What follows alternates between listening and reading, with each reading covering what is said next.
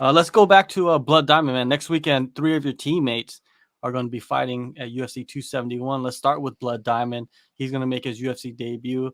A lot of people just look at his record and see 3-0, but to be honest, he's been in that kickboxing world for a long time.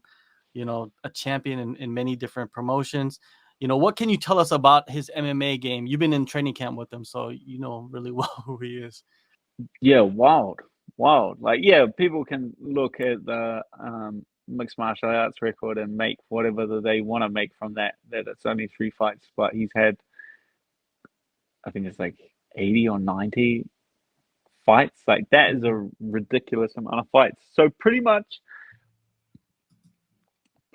Blood Diamond and like Israel's path is like virtually identical. Like they fought New Zealand 50 fights, went over to China, and then were competing on the Chinese circuit, which is like fighting every week, every second week, moving town, fighting another, fighting again, fighting constantly, just getting that ring time up. Like if you compare like ring time, and you can say the rules, kickboxing, Muay Thai, this, that, MMA, ring time is ring time. Like depth, like being able to understand that challenge, being able to stay patient, being able to stay understand an opponent and read an opponent is a fight without a doubt, regardless of the skill set. So all of those lessons can be taken from his kickboxing experience and transferred directly into his MMA experience. So he's a very experienced fighter, regardless of the 3-0 professional MMA record.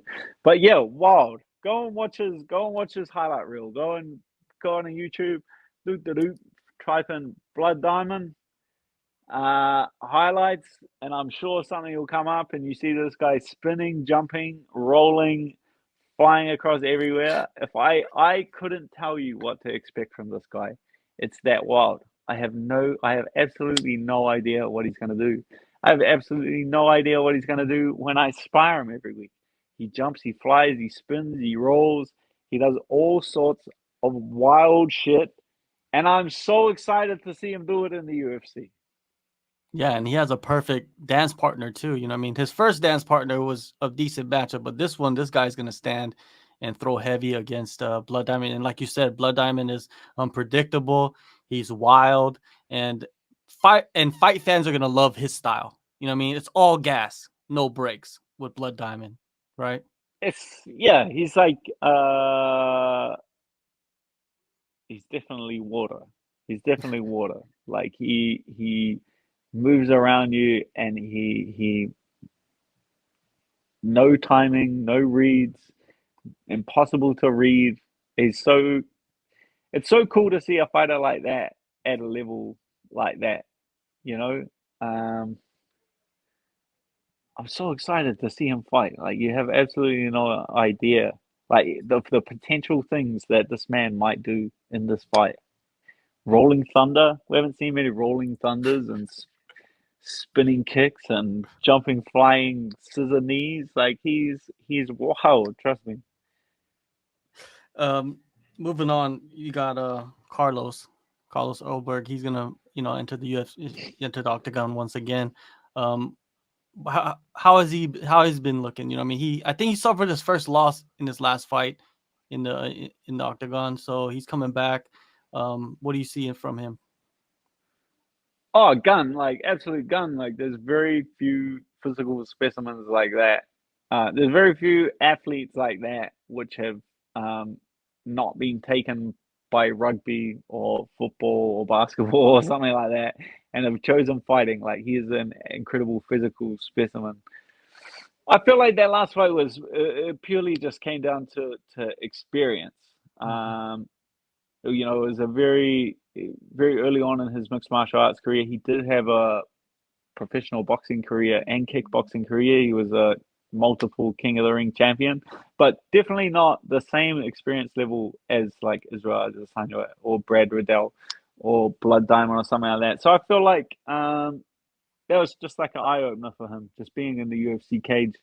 And he's definitely bounced back from that. Like he's come back hungrier than ever. He's come back incredibly motivated. And man, Eugene's just been grinding those boys. Like once I got back and was just like watching that, it was so. Oh, I love it. I love it. I love like the noises tired people make. I love the sounds they make. I love the look on their face when they're exhausted and they're just like, oh, like it just gives me so much life and so much energy to see that kind of thing. And there was a lot of it between those three guys. Like you just put up like the picture of them all after their last workout, like all Yeah. like pretty much crumpled messes on the ground. And I was there. They were. That's like legit. There's like none of that was staged. Like Eugene got just pushed them to that point where they're just absolutely shattered and they can't pick themselves up off the ground. So it's like incredible to see them push their body to that limit. And there's no way that you test yourself like that in the gym and then you don't go out in the cage and push yourself to that exact same limit. Like that's where I'm so excited because all three of them, like that's where they are prepared to go. They are prepared to push their body to the absolute breaking limit. And that is what gets me most excited about my teammates fighting. Thank you guys for watching the video to the end. Make sure you guys subscribe, hit the like button and the notification bell so you don't miss any of the content that we're putting out. We got a lot of things in the works, so please stay tuned.